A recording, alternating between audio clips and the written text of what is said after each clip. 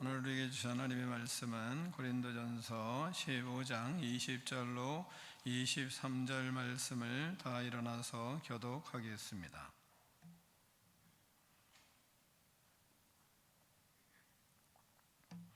그러나 이제 그리스도께서 죽은 자 가운데서 다시 살아나사 잠자는 자들의 첫 열매가 되셨도다.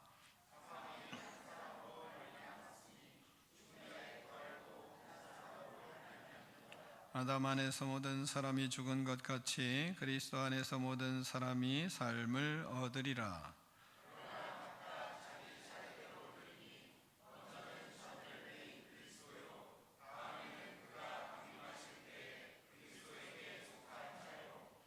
아멘. 하나님의 말씀을 들고 우리의 고백을 하나님께 올려드리겠습니다. 주의 말씀은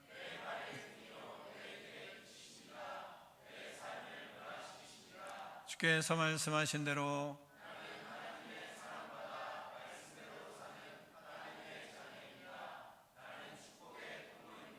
오늘도 주의 말씀에 말씀하여 주옵소서. 아멘. 다 자리에 앉겠습니다. 말씀의 제목을 두 번 크게 읽겠습니다. 시작.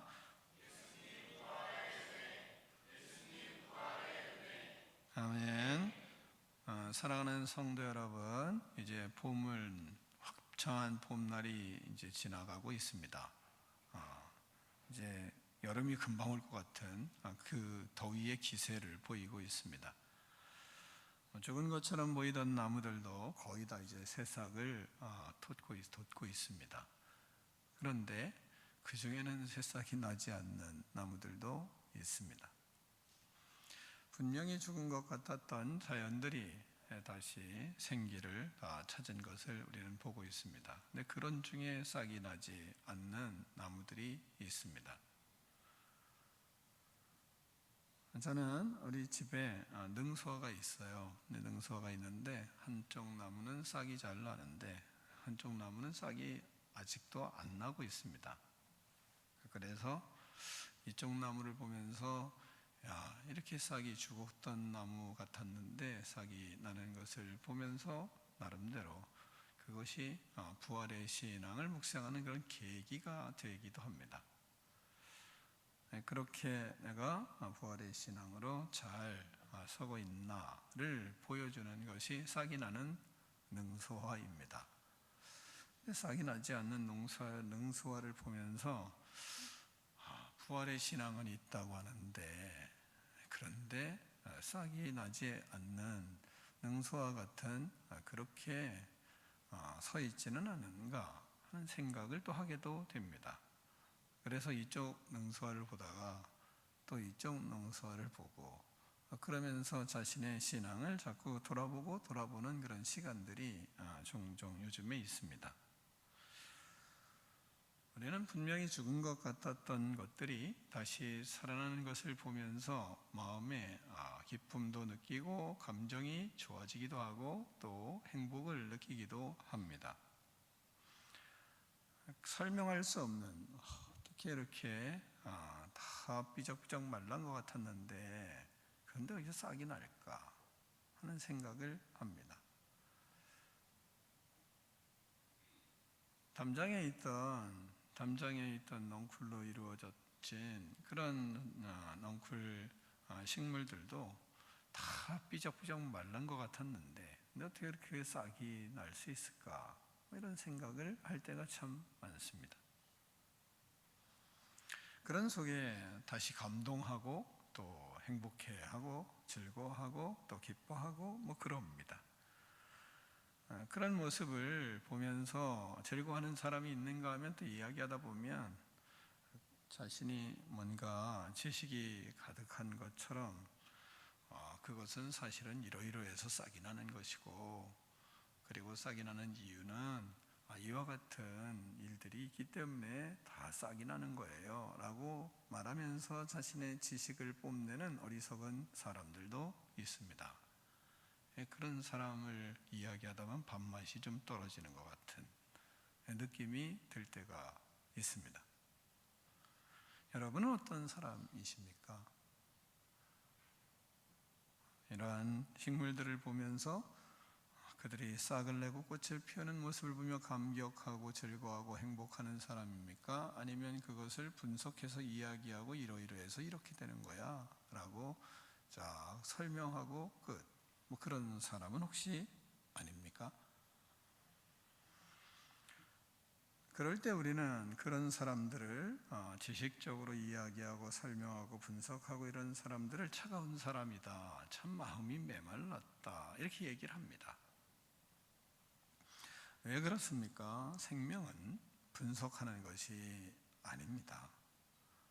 물론 연구를 위해서 분석하는 사람은 분석을 하지만 그러나 일상생활 얘기하는 것입니다. 일상생활 속에서 생명은 분석하는 것이 아니라 누리는 것입니다. 생명을 분석하다가 기쁨이 다 사라지는 것보다 경험하고 그것을 통해서 보고 그것을 통해서 즐거워하고 그것을 통해서 행복해 하라고 하나님은 그러한 계절마다 새로운 일들을 우리에게 펼치시는 것입니다. 마찬가지로 예수님의 부활은 지식으로가 아닙니다. 예수님의 부활은 우리의 생명과 직결된 실질적인 사건일 뿐만 아니라 우리가 믿고 또 그 능력을 누리고 그 속에서 진정한 신앙의 권능을 힘입어서 살아가라고 하나님은 우리에게 부활의 은혜를 우리에게 허락해 주신 것입니다.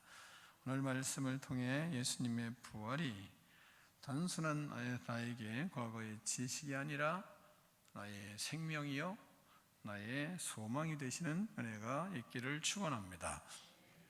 먼저는 예수님께서 죽은 자 가운데서 살아나신 것을 성경은 선포를 하고 있습니다.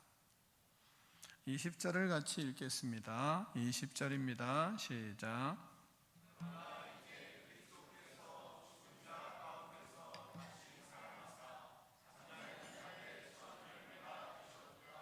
아멘.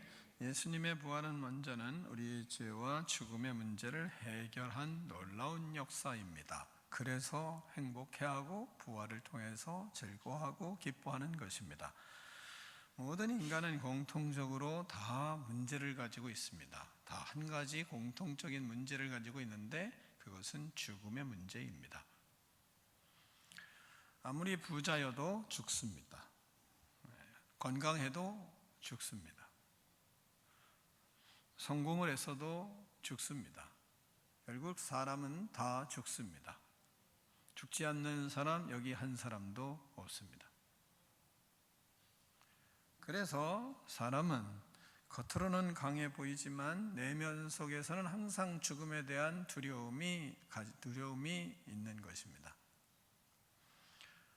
죽음의 두려움 때문에 우리는 때로는 신음하기도 하고 불안해하기도 하고 그리고 초조해하기도 합니다. 또한 우리가 삶을 살고 난 이후에 내 인생은 어떻게 될까라는 심판에 대한 두려움도 인간 안에는 있는 겁니다. 왜? 죄는 반드시 심판을 받기 때문에 그렇습니다. 인간은 이 땅에 존재하는 한 그래서 불안은 항상 떠나지 않습니다. 다 불안해하고요, 다 두려워하고요, 다 초조해하며 삽니다. 왜 그렇습니까? 죄의 삭은 사망이고 하나님은 그 이후에는 심판이 있다고 우리에게 말씀하고 있기 때문입니다. 하나님께서 사람을 하나님의 형상으로 창조하셨습니다. 너무나 아름답게 창조하셨습니다. 너무나 신비하게 창조하셨습니다. 그래서 자신의 삶 모습을 보며 감동하기도 하고 모습을 보며 기뻐하기도 하고 감동하며 감사하고 그럴 때가 있습니다. 그럴 때 있지 않습니까? 여러분이 거울 앞에서 화장도 하시고 또 머리도 빗고 그러면서 어떤 때는 하나님은 나 같은 인간을 이렇게 아름답게 만들으셔서 죽게 하실 때 아깝지 않으실까? 이런 생각 안 해보시나요? 나같이 이렇게 아름답게 만들어 놓으시고 멋지게 만들어 놓으신 다음에 내가 내가 죽을 때 하나님은 안타까우시겠다, 얼마나 속상하실까, 이런 생각 안 해보셨나요? 안 해보셨으면 오늘 가서 좀 하셔요. 그만큼 우리는 아름답게 하나님이 만들으셨어요. 신비하게 만드셨습니다. 놀랍게 만드셨습니다. 진짜 어떻게 이렇게 멋지게 만드셨을까 하는 때가 많잖아요. 기가 막히게 만드셨잖아요. 선주를 보면서 느끼는 건 이쪽에서 어떤 사건이 벌어져도 이쪽 것까지 어떻게 감지할 수 있을까 할 때가 있거든요. 이렇게 하나님이 희한하게 기가 막히게 만드셨을까?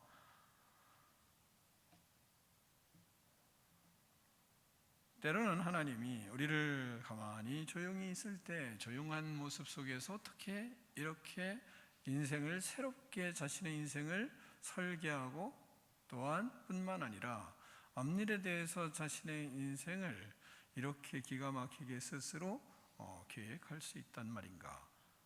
침묵은 아무것도 아닌 것 같은데 그 침묵 속에서 놀라운 역사를 이루어갈 수 있도록 또 하실까, 이런 생각하실 때 있지 않나요? 어느 사람인지 모르지만 손석희 아나운서하고 인터뷰를 하는데 사람과 AI의 차이점이 뭔지 아시나요? 이러면서 인터뷰에 답을 하더라고요. 사람과 AI의 차이점이 뭐냐? 그건 첫 번째는 침묵입니다. 그러더라고요. 침묵. AI는 침묵할 줄을 모른다는 거예요. 여러분이 챗GPT나 제미나이나 이런 데 탁탁탁 치면 침묵하나요? 쫙 뭐가 나오잖아요. 그런 시대를 살잖아요. 근데 하나님은 사람에게 어떤 것을 딱 질문하면 근데 이 시간이 놀라운 시간이거든요, 인간에게는. 제가 지금 침묵을 조금 여러분에게 했더니 조금 졸리신 분들이 금방 눈을 떠요. 침묵의 이 능력은 AI에게는 없거든요. 근데 사람에겐 이런 능력이 있어요. 그러니까 말 잘하는 사람이 능력이 있을 때도 있지만, 그러나 말을 잘 어눌하게 하는 사람이 더 능력이 있을 때도 있거든요. 사람을 하나님이 신비하게 창조를 해놓으셨거든요. 그러니까 이런 우리를 창조해 놓으시고 인간이 죄를 지음으로 인해서 이 인간을 죽게 하실 때 하나님은 얼마나 속상하시고 마음 아프실까, 이런 생각 안 하시나요? 인간은 불순종하여 죄를 지어서 결국은 그렇게 죽음이 우리 안에 들어왔습니다. 이 문제는 인간의 노력으로 해결되지는 못합니다. 공부를 한다고 해서 해결이 되나요? 많은 지식을 쌓고 연구한다고 해서 이 문제를 해결하는 것은 없습니다. 해결할 수가 없습니다. 돈을 많이 번다고 해서 해결되나요? 그렇지 않습니다. 마음을 잘 다짐하면 해결되나요? 그렇지 않습니다. 왜냐하면 이 문제는 하나님과의 관계를 통한 문제이기 때문이에요. 하나님과의 관계가 끊어진 문제이기 때문에 오는 죽음입니다. 그래서 하나님은 이것을 직접 해결하시는 겁니다. 예수님께서 이 땅에 오셔서 십자가에 못 박혀 죽으셨습니다. 우리의 모든 죄를 다 지시고 죽으셨습니다. 그리고 예수님께서 다시 살아나셨습니다. 할렐루야. 이 은혜로 하나님과 우리는 연결이 된 것입니다. 이 은혜 때문에. 이 부활은 무엇을 의미합니까? 그래서 죄 문제가 해결되는 것을 증거하는 것이 부활이에요. 부활을 통해서 우리의 죄 문제가 해결됐어요. 죽음이 끝이 아니라, 죽음은 이미 끝이 아니라는 선언을 하는 겁니다. 너들 죽음으로 인생이 끝났다, 이게 아니다, 부활이다, 이렇게 선언을 하는 것입니다. 사망 권세가 깨지고 너희들이 승리하는 인생으로 전환되는 거다, 이 선포를 하는 것입니다. 사랑하는 성도 여러분, 예수님을 믿고 죄에서 자유하고 죄로부터 용서함 받고 자유하며 죽음에서 생명으로 옮겨지는 이 은혜를 믿으시기를 축원합니다. 두 번째는 예수님은 첫 열매가 되셨다 말씀하고 있습니다. 다시 한번 20절을 읽겠습니다. 시작.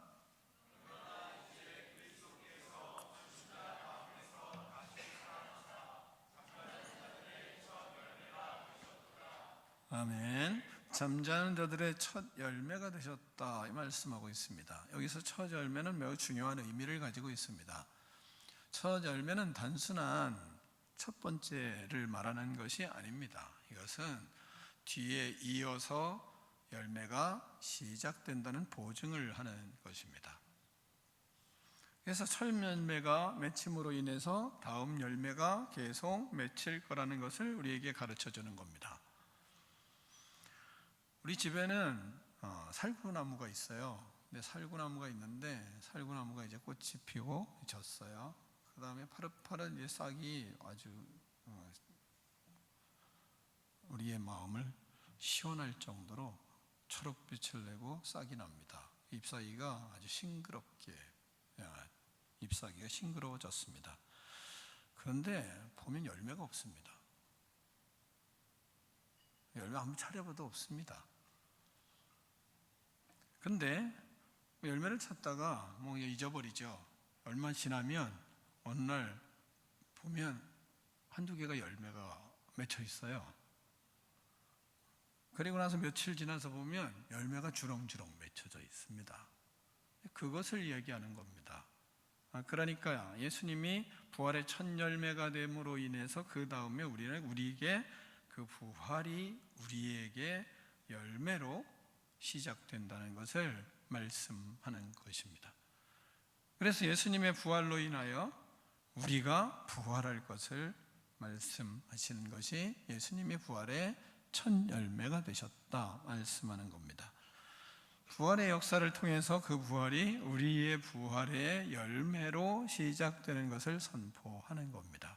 그래서 하나님 앞에 예수님이 첫 열매가 되심으로 우리도 부활의 열매가 될 것을 가르치고 있습니다. 이것은 부활은 역사적 사실입니다. 그래서 성경은 예수님께서 부활하신 후에 베드로에게 나타나시기도 하고 또한 12 제자에게 나타나시기도 하고 500여 형제에게 동시에 보이셨다고 그렇게 증거하고 있는 겁니다. 이 부활은 역사적 사실이고 또한 수많은 사람들이 그렇게 부활할 것임을, 모든 인류가 다 믿는 사람들이 부활할 것임을 하나님은 우리에게 말씀하고 있는 것입니다. 여러분이 이 부활을 역사적 사실인 것을 분명히 믿고 나도 부활할 것을 확실히 믿는 믿음의 인생들이 되기를 축원합니다. 두 번째, 부활은 죽음과 부활은 원리가 같습니다. 21절로 22절 말씀을 교독하겠습니다. 사망이 한 사람으로 말미암았으니 죽은 자의 부활도 한 사람으로 말미암는도다.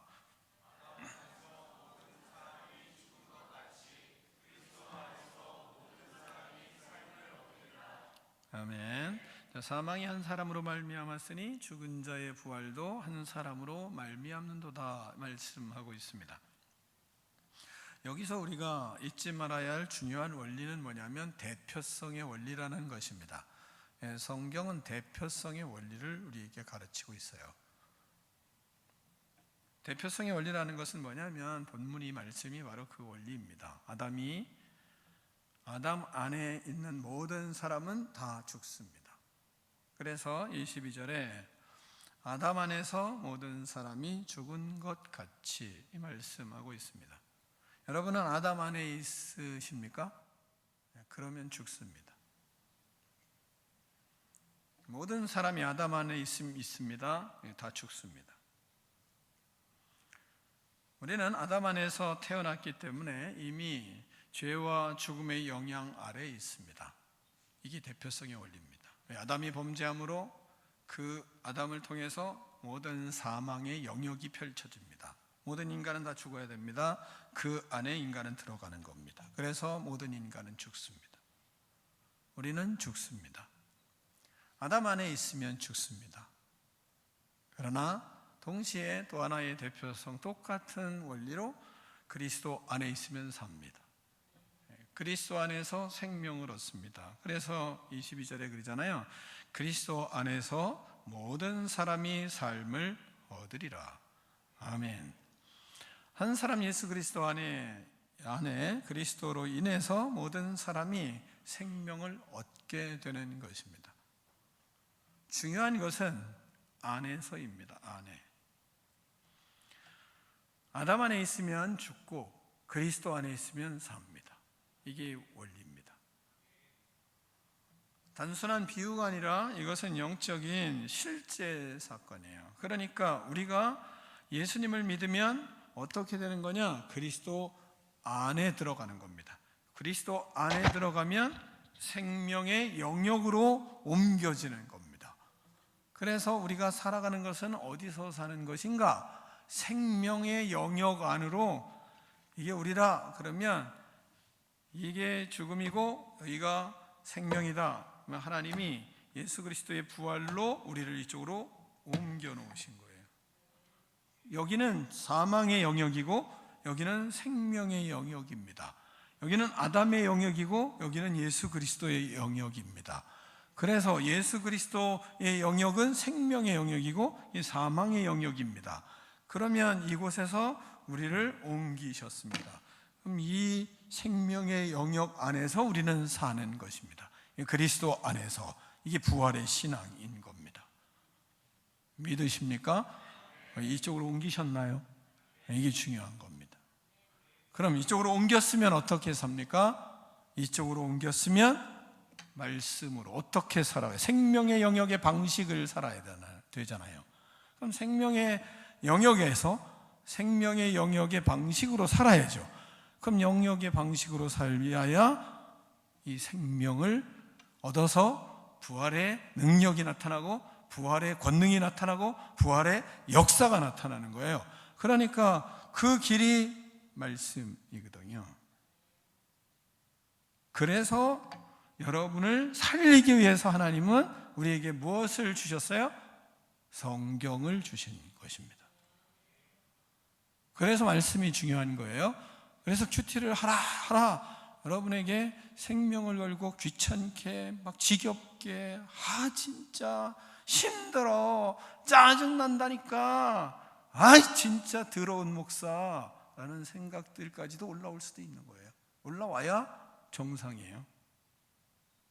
제가 말씀을 여러분에게 말씀대로 살라고, 말씀을 보라고, 말씀을 연구하라고, 말씀을 큐티하라고 소리 지르고 야단치고 명하고 그리고 막 채찍질까지 해야 되는데 그걸 못하고, 그러면 더러운 목사 되는 거죠. 더러운 목사가 목사입니다. 그거 안 하면 목사가 아닙니다. 그거 안 하면 사꾼입니다. 그냥 그렇게 살아라. 야, 그렇게 살다가 가는 거지. 아이고, 사람이 어떻게 바뀌냐. 인간 안 바뀝니다. 괜찮아요. 그렇게 사세요. 아이고, 우리 권사님 얼마나 잘하시는데요. 아이고, 우리 집사님 같은 사람 어디 있어요. 아이고, 마음이 얼마나 귀중한 마음이에요. 지옥 갑니다. 넓은 길을 펼쳐놓으고 그곳을 가라고 하는 삶을 목사가 제시할 수는 없습니다. 좁은 길입니다. 말씀으로 가셔야 합니다. 그래야만 생명의 삶을 살게 되는 겁니다. 다른 게 없습니다. 다른 게 없습니다. 다른 거 요구하면 그것은 이단입니다. 근데 그렇게 살아가야 편하죠. 근데 다 넓은 길은 편한 것입니다.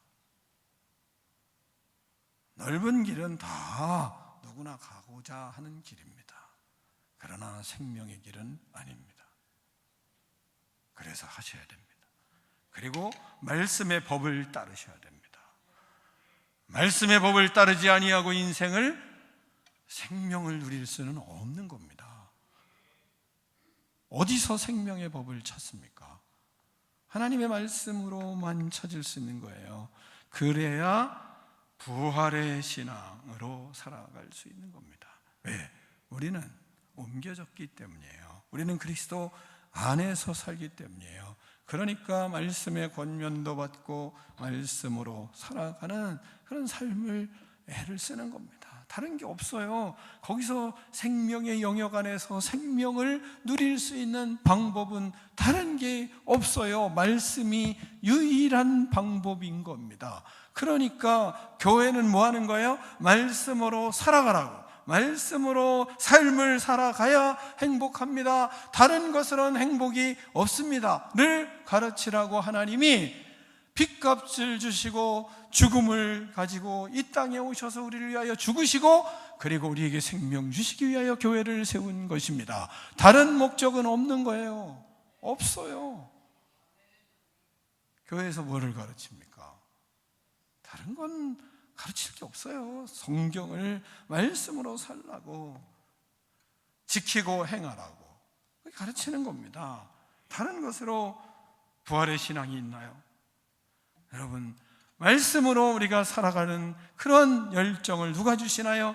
부활의 신앙을 가지고 있는 사람에게 성령께서 그 은혜를 자꾸 주시는 거예요. 그러니까 기도할수록 내가 성경을 읽어야지, 말씀을 읽어야지, 말씀대로 살아야지, 말씀으로 가야지, 이 마음을 성령 하나님께서 자꾸 깨우치세요.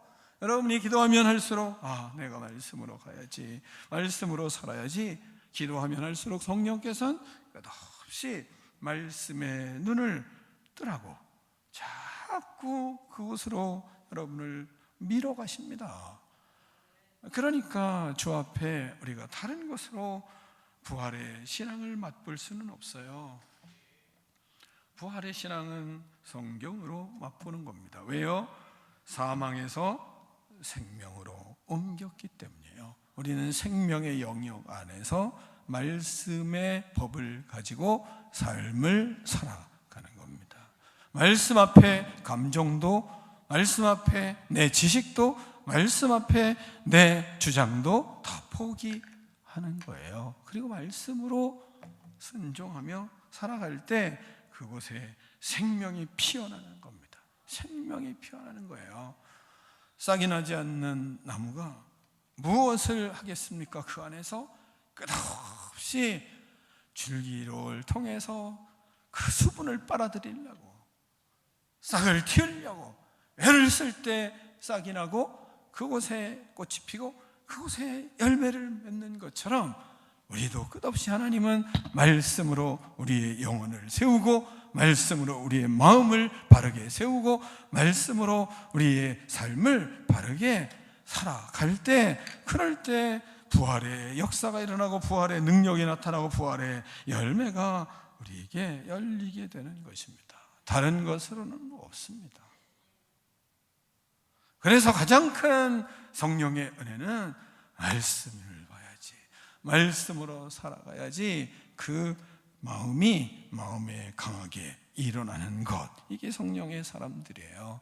여러분, 말씀으로 돌아가시고 그리스도의 이 생명의 영역, 부활의 은혜를 힘입은 사람으로 그곳에서 하나님의 말씀을 따라 부활의 기쁨을 누리는 은혜를 누리시기를 축원합니다. 세 번째는, 그래서 예수님의 부활은 우리의 부활이 되는 것입니다. 23절을 같이 읽습니다. 23절 시작.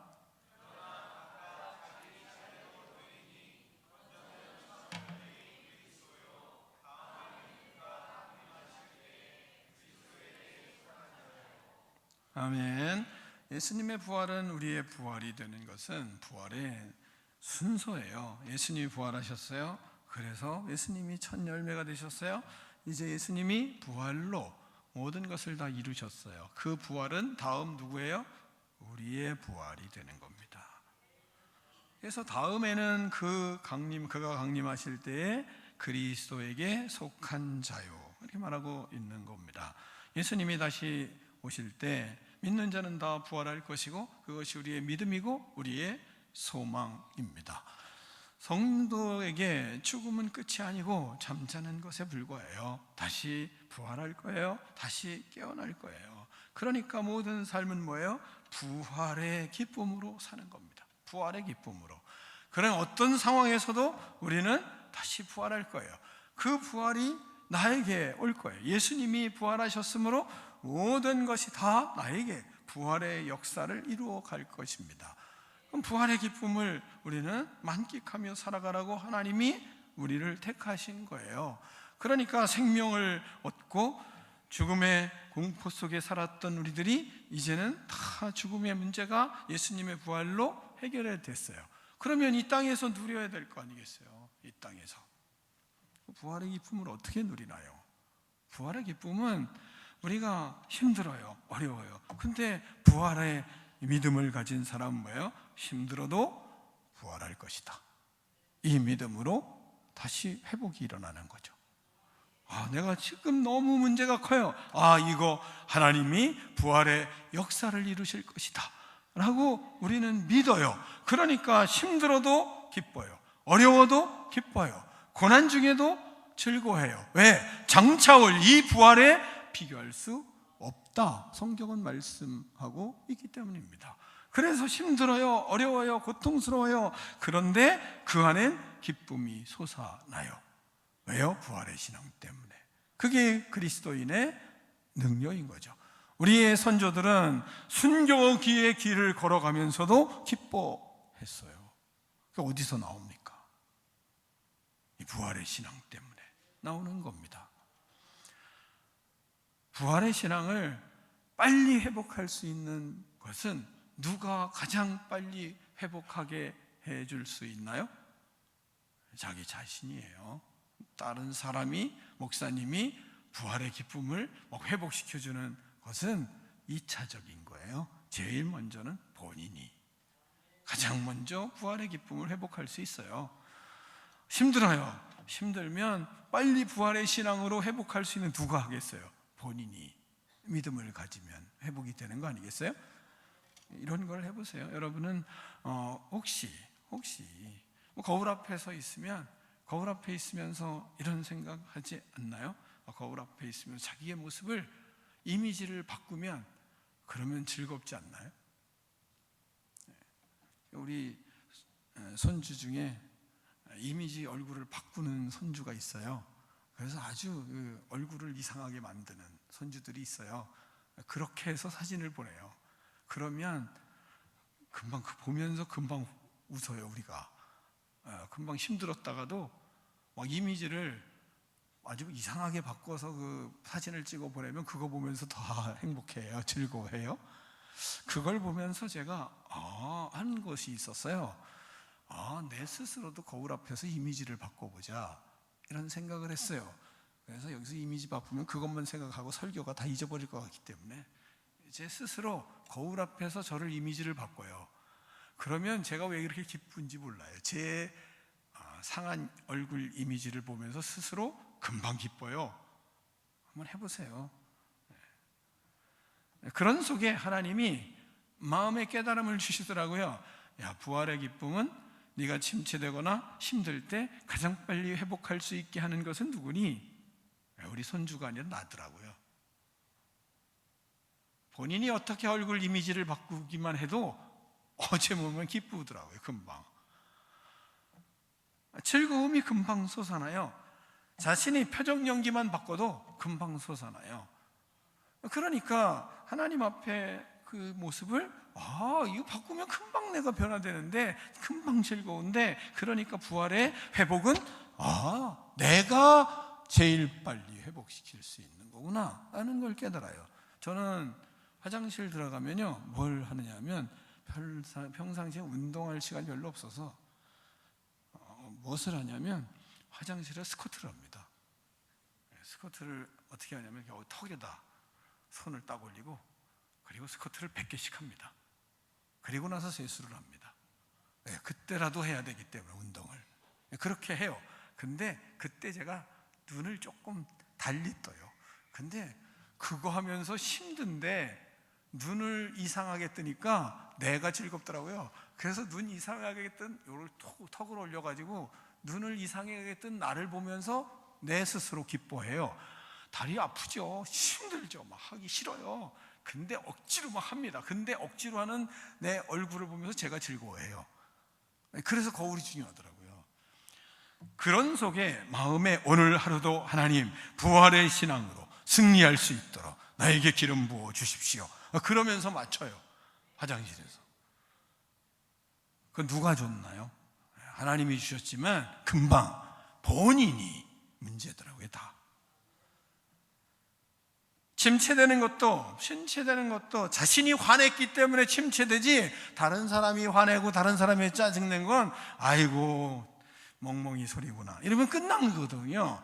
근데 본인 스스로 침체되고 본인 스스로 부활의 신앙을 버리고 본인 스스로 좌절하고 본인 스스로 자기를 낙심하게 만드는 본인의 죄악이 본인을 넘어지게 하더라고요. 그런데 하나님 앞에 자신이 하나님 앞에서 부활의 신앙으로 바꾸는 건 간단하더라고요. 주 앞에서 여러분이 우리의 믿음의 큰 것으로가 아니라 작은 것으로 부활의 신앙을 회복하시고 하나님 앞에 예수님의 부활이 나의 부활입니다. 그리고 매일매일 하루하루를 시작하여 부활의 역사를 이루어가는 능력 있는 믿음, 그것이 저와 여러분의 믿음이 되기를 축원합니다. 기도하겠습니다. 하나님 아버지 감사합니다. 부활의 신앙으로 우리를 새롭게 하여 주시는 은혜에 감사합니다. 하나님 아버지 부활의 신앙으로 주를 위하여 주와 함께 늘 주님과 동행함으로 하나님의 역사들이로 가며 모든 삶이 그리스도의 능력이 나타나는 인생 되기를 원합니다. 하나님 은혜 베풀어 주시옵소서. 예수 그리스도의 이름으로 축복하며 기도하옵나이다. 아멘.